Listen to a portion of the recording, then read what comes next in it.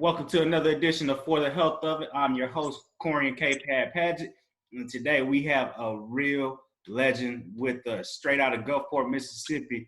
Ladies and gentlemen, let me introduce to you all the world famous Brittney Reese. Brittney, how you doing? I'm doing great. How are you guys? I'm doing quite well, quite well. Now, Brittney, we all know that you are, or for those of us that don't know, you have the world record in long jump. I have Go ahead. the American record in the indoor. Okay. And I'm top 3 in the world far as overall jumps. So pretty close. Okay. Well, my bad. You're good. Hey, that's something that I'm going for. So, I mean, let's just speak it into existence. There we go. All right. So, Brittney, I just mentioned you're from Gulfport. Give me a quick rundown of your amateur background, like your senior year, first year at JUCO, and then also your time at Ole Miss, if you don't mind. Yeah, so I went to Gulfport High School, graduated in 2004 at Gulfport High. I ran track and I played basketball there. I won state my senior year in the long jump, high jump, and triple jump, if I'm not mistaken. Took a scholarship to play basketball at PERC, which is Mississippi Gulf Coast Community College, and played there for 2 years. I was going to continue to play basketball, but some circumstances happened, and I decided to, my family, my mom and I decided that, maybe track and field is better for me. Mm-hmm. So I took a scholarship to the University of Mississippi, which is known as Ole Miss. When I was there, I was SEC champion in the long jump and placed second in the high jump and second in the triple jump. And a lot of people don't know, but I went professional early out of Ole Miss. And the reason why was because my coach thought that I needed to be challenged a little bit more. Right. I was jumping distances that could potentially win me medals. And being in college, I wasn't going to get pushed as much. So he decided that, maybe I just need to just forego the rest of my senior year and just stick to being a professional athlete, which ended up being the best decision. Okay. Yeah, definitely it did. So from your senior year, May 2004 to May 2006, you didn't compete in track and field? I did not. Yeah, that's pretty dope. To take 2 years off.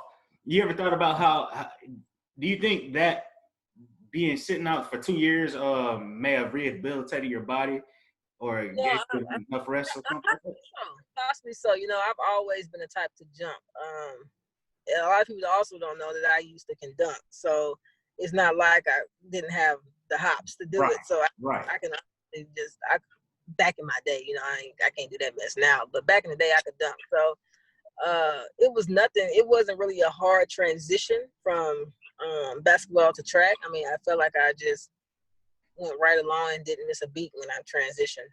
Right. So who was your track coach at Gulfport? Coach Floyd? He was one of them. He was our assistant coach at that time. It was Coach Prince Jones. Yes, there we go. Coach Prince Jones. That's the Prince Jones relays. It's like the second or third weekend every weekend or every. Yeah, I have yet to make one of those, and I'm getting close to retirement. So after my retirement, I'll be able to try to make at least one of them every year. So okay, good deal. Now, who was your basketball coach at PERC at the time? I think his name was Coach Walker. Yeah, we had a coach. We had two coaches. I couldn't remember the other name, but I think it was Coach Walker. But he was a great coach too. He retired maybe like a year or two after I was done. Okay, good deal. All right, so you're at Ole Miss. You compete 1 year. You win the SEC championship, and then you go into you start training for the Olympics. Mm-hmm. So what time frame are we looking at year-wise? It's about 2006, 2007? So for me, I made my first team in 2007. I was still in college. I made my first Olympic team in 2008. Okay, good deal. And that was in Beijing or Rio? Yep, that was Beijing, my first ever, I was nervous. All right. So chat me about that. Mississippi girl going all the way over to China. Yeah, so when I made my first team, it was the first time I've ever been overseas in 2007. I was so nervous because I didn't know anybody. A lot of the other athletes, they were around my age at the time, but they had already been on like junior Olympic teams and things like that. So I didn't have any connection with nobody. I kind of like stuck to myself, which I still did in 2008. I stuck to myself, but it was a big learning experience for me. You know, I got to experience a lot of things that I probably would have never experienced had I just, just stuck with basketball or just anything. Just being able to travel around the country and being able to bring my mom, because she also was able to go along. Oh, that's dope. And she got to experience some things, like the wall, and her and my aunts came out. So I always say I feel like I'm blessed in that sense, because had I not had the opportunities, my mom would not have had the opportunities. And she had never been out the country until I turned professional and was able to travel the world. So she was able to travel with me. So that's why I always say I'm blessed in that sense. But in 2008, yeah, Beijing was like my first real experience. And I ended up getting, at the time it was 5th, but now I'm officially 4th because we had a drug cheat. So she got kicked out. So officially I'm 4th. But it was kind of devastating because I went in projected as the number. I went in projected to get 3rd, ended up 5th.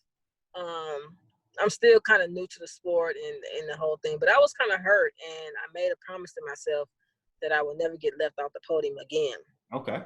And once I made that promise, I went 4 to 5 years straight without losing.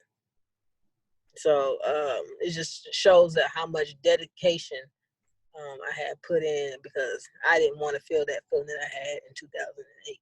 No, I feel you on that. So you said you went 4 or 5 years straight without losing. Can you chat me up about the pro leagues of track and field?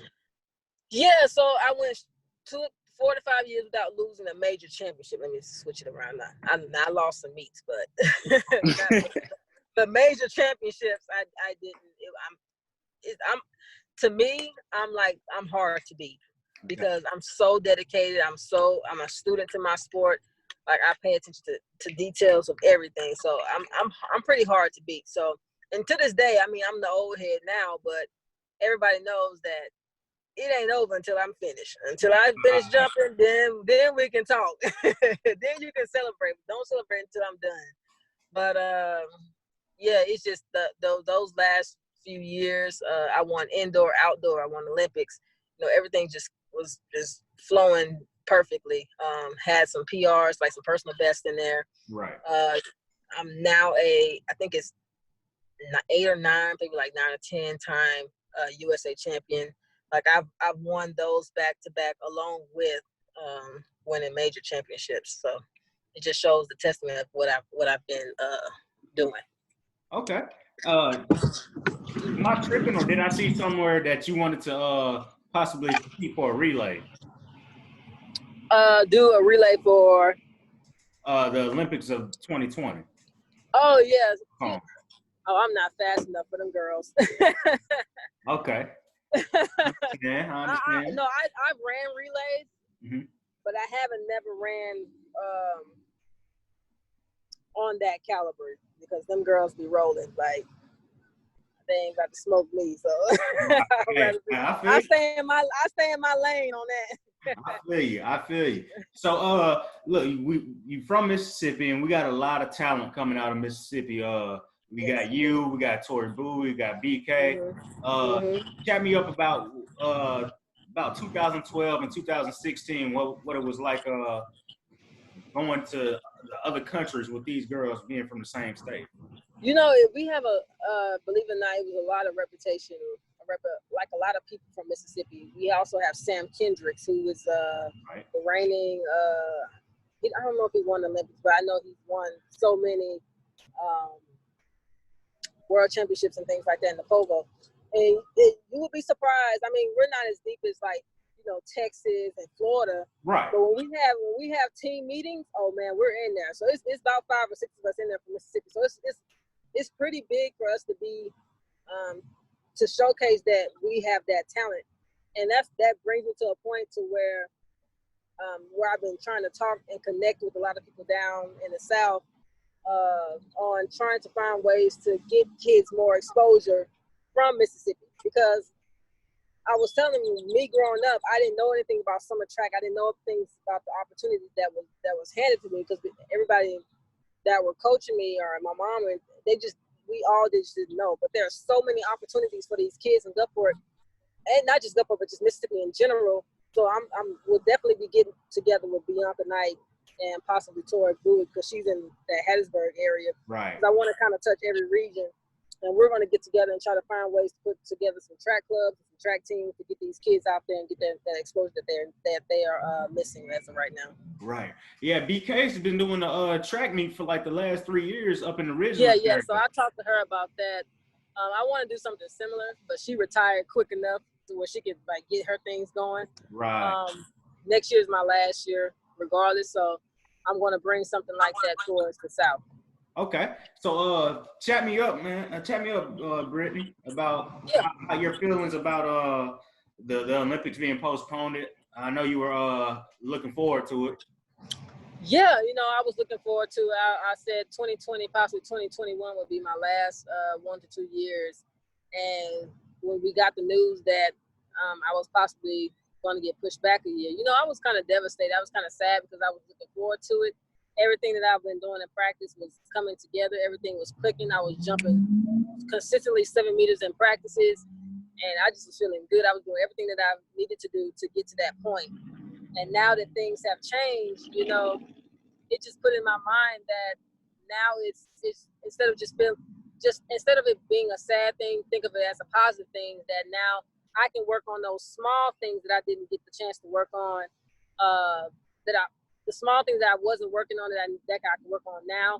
It gives me an opportunity to be a little bit more healthy, because I'm 33 now. So I have to be really, really careful in my training and what I do, because I can get hurt just like that. So if I'm careful and I pay attention to the details and I study a little bit more, I can use this time as an advantage for me. So it actually, for me, it kind of works out in the end. Okay, good deal.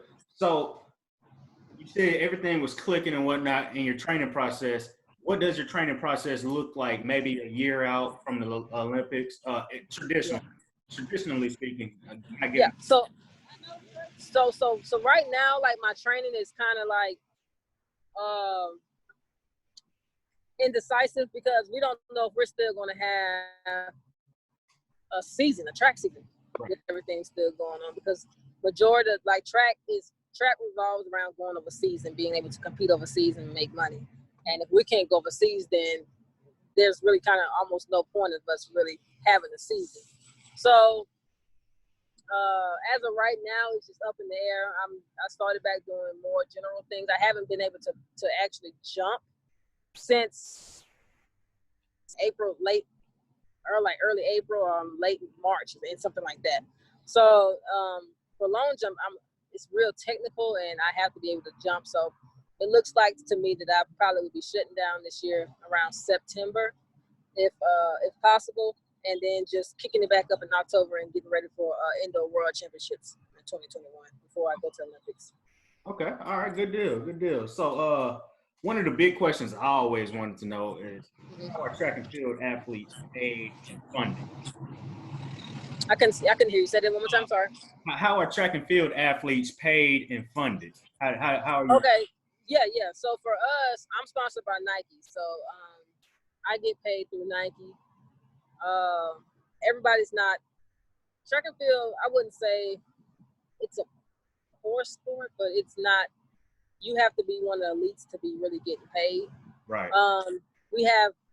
You can get paid through Nike, you can get paid through Adidas, you can get paid through Puma, and I think Brooks and Asics, and that's about it.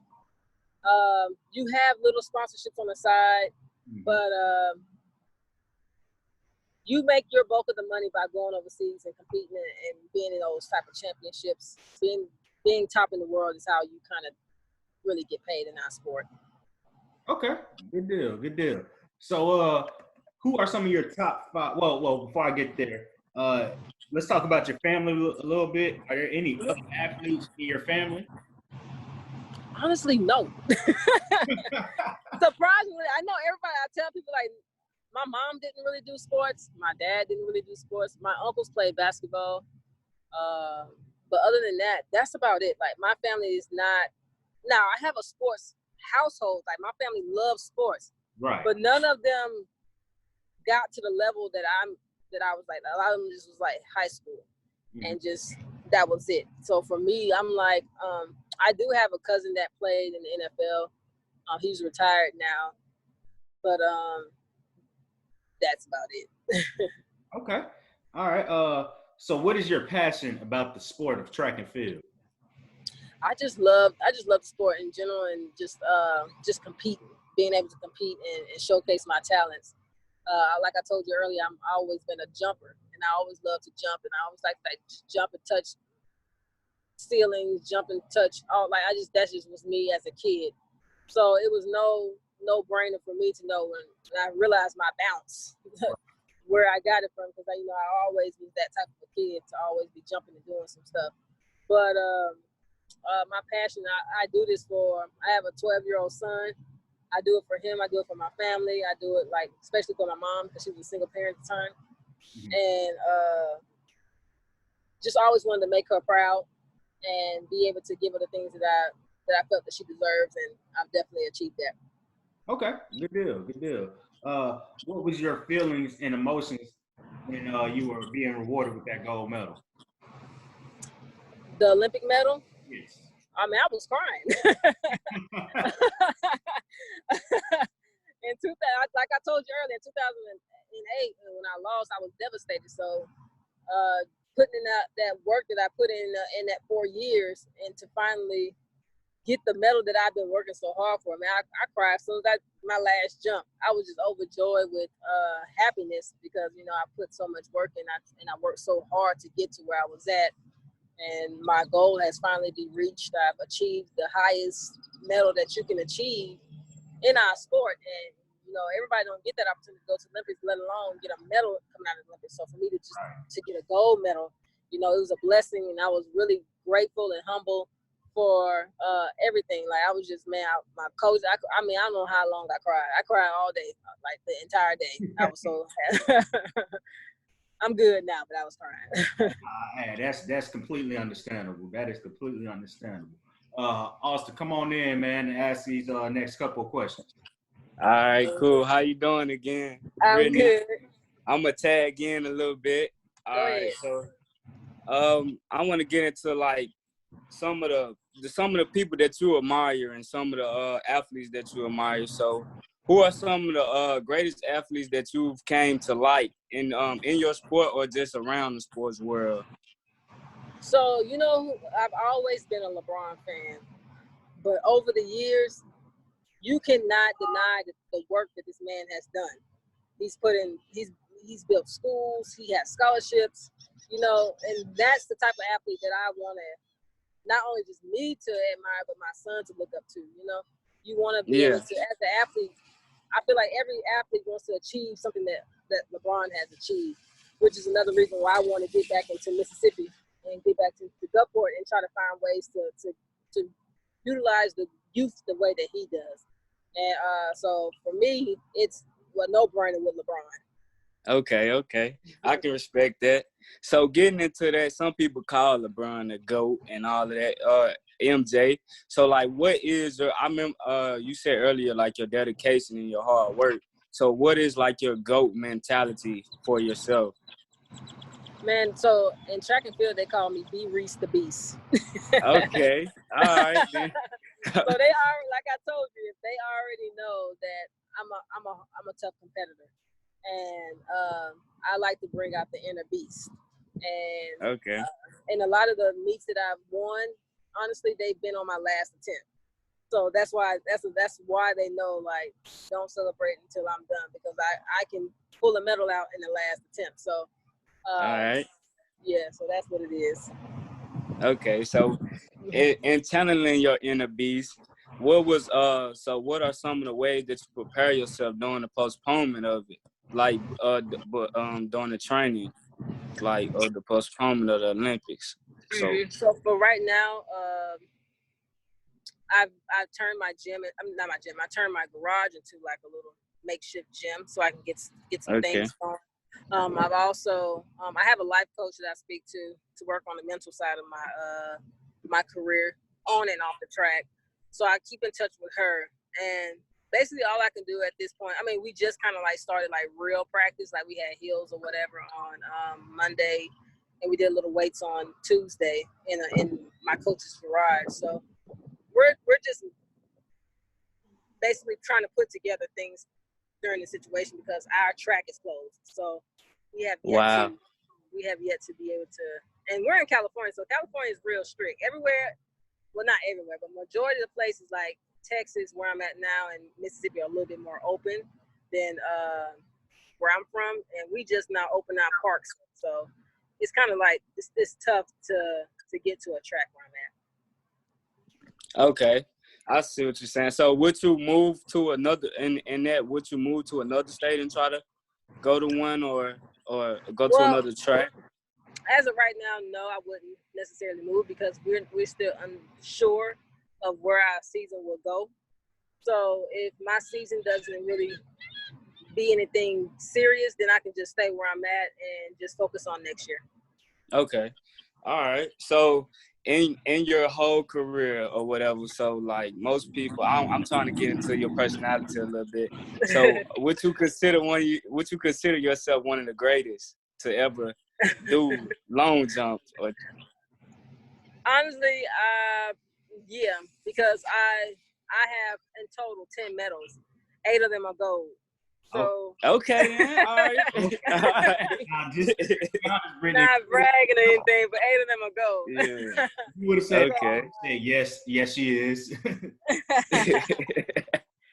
All right. I'm gonna turn it back over to Corey, and so okay, you can have back at it, Coach. I appreciate it, Austin. So Brittney, who are your Mount Rushmore track athletes? Of track athletes, I would say Carl Lewis, Jackie Joyner-Kersee, of course. She's a big idol of mine in the track. I cannot think of his name. He's a sprinter. I can't think of his name, but I know he won in Germany.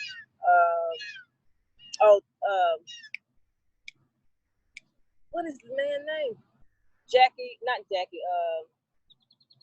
It'll come to me, but not him. He has a movie. I can't think of his name. Jesse Owens. There it is. Owens, yeah.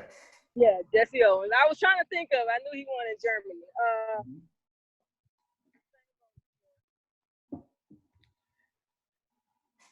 You cut out for a second, Brittney. Oh, I said Usain Bolt. Okay. So Carl Lewis, Jackie Joyner-Kersee, Jesse Owens, and Usain Bolt. Yep. Okay, good deal. All right, now you mentioned Jackie Joyner-Kersee. Who are some other female athletes you looked up to or that you kind of admire? Yeah, she was the main one that I looked up to. I'm blessed and honored to be able to contact her if I need her. Oh, that's dope. So she's a big fan of mine. I'm a big fan of hers, and it's crazy because she's rooting for me to break her record. So I broke one, so she's rooting for me to break the American record and take it from her. So just to be honored to be able to be able to contact her and send her videos and things like that. And, I mean, as a track athlete, you can't ask for anything else.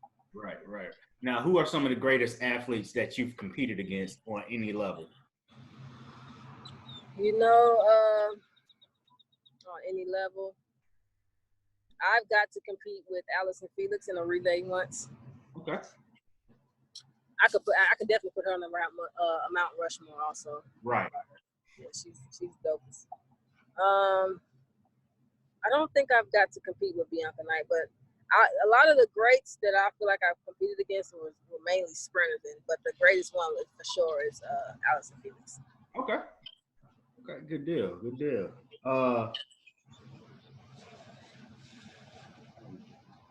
Explain your personality on how life is away from the track or some funny moments. Right now, my personality, I'm real chill right now, despite everything that's going on with all these killings. You know, I'm real chill, but play video games, shop, hang around my son, coached him for a little bit. Then I stopped coaching him because he wasn't working. Okay. He's 12, so you know he's at that age. But you know, I'm just chill and mellow. Like I'm a homebody. I don't mind being at home. So the coronavirus isn't stopping nothing over here. This is what I've been doing all along anyway. Right. But yeah, that's basically all I've been sitting around doing. Okay. Now you had a tweet not too long ago, probably a couple weeks ago, talking about how you train your son, or if you need a resume to send it out to somebody. Can you go into that? Yeah. So I just I've been able to like I'm not throwing my son off, but just get on like different apps and try to find coaches for my son, whether it's football, baseball, things like that. So I just thought about how does it feel like a professional athlete for me if I'm looking at, so just for an example, if I'm looking at LeBron James and I'm asking LeBron, and LeBron says, I can coach your son, or I'm just coming to LeBron asking, can you coach my son? I wouldn't ask LeBron for a resume. Right. That's just me personally. So if somebody was to come to ask me for a resume, I wouldn't know how to feel. So that's where I came out with the question, would you ask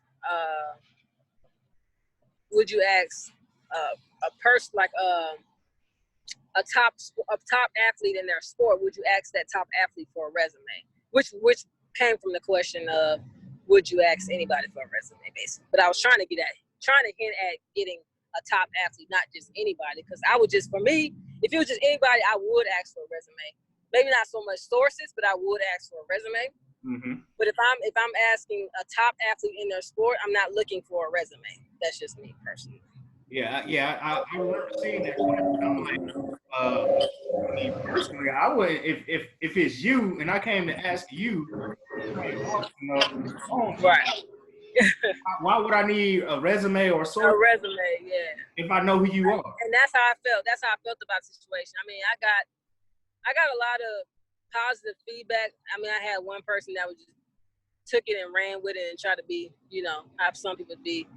But other than that, I got a lot of positive feedback on it. I learned a lot from that situation, so I wasn't complaining. Okay. All right. So where in California do you live? I'm in San Diego. Okay. So kind of chat me up, man, about how it is right now. I know it's basically on shutdown right now.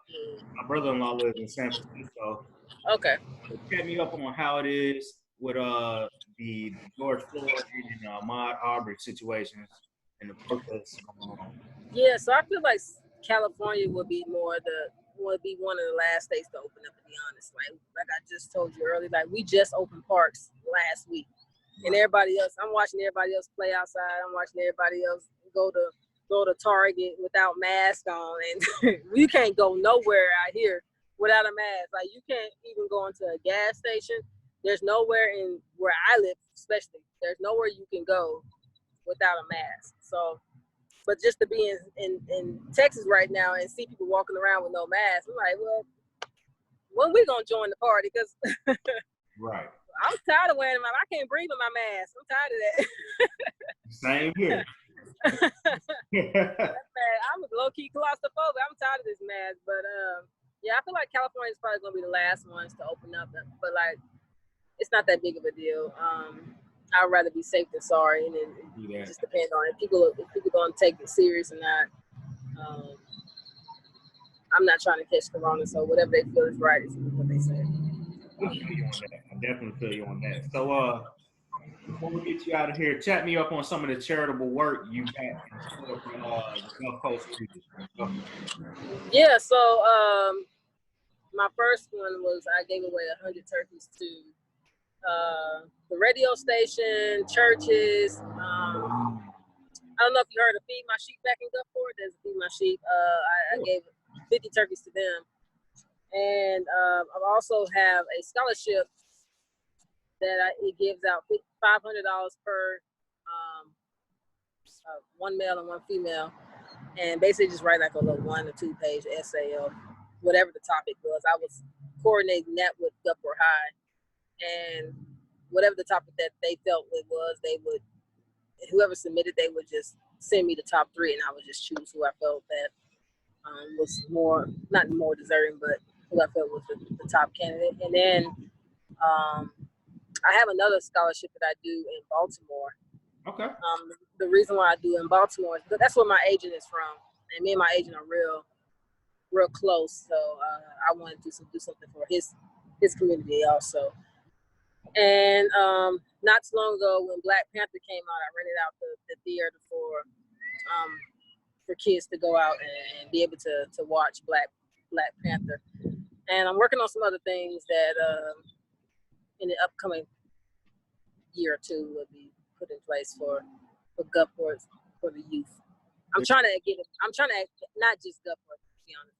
I'm trying to make it something big, but I got to get all the right deets. Nah, nothing wrong with that. I feel you on that. Yeah. I feel you on that. You got anything else on your mind you want to get out before we let you go? No, I think y'all covered everything. Y'all hit a lot of good stuff. Good deal. Austin, you got anything you want to add? Nah, I don't, cause I ain't got nothing. I think that was pretty good. Hey, Brittney, before we get you out of here, again, we definitely appreciate you coming on. Shout out your social medias. I couldn't hear you say that again. Shout out your social media. Oh yeah, so Twitter, you can follow me on the LJ Beast, DALJ Beast. You can find me on Facebook, same thing, Brittney Reese / the LJ Beast. Instagram, same thing, the LJ Beast. Yeah, follow me. I follow back sometimes. Just long as you acting crazy. Make sure to follow me back. I can follow you back. I follow y'all back. I don't really kind of follow people that I know, but as long as you ain't acting crazy on it, I'm good. All right. Cool. Well, hey, Brittney, we definitely appreciate you coming on with us, and good luck next year, and good luck with all the training. Thank you so much. I appreciate y'all. Bring back another goal. You know it. Last one, best one. Yeah. All right, and this has been another episode of For the Health of It. I'm your host, Corian K. Paget, and thank you for listening.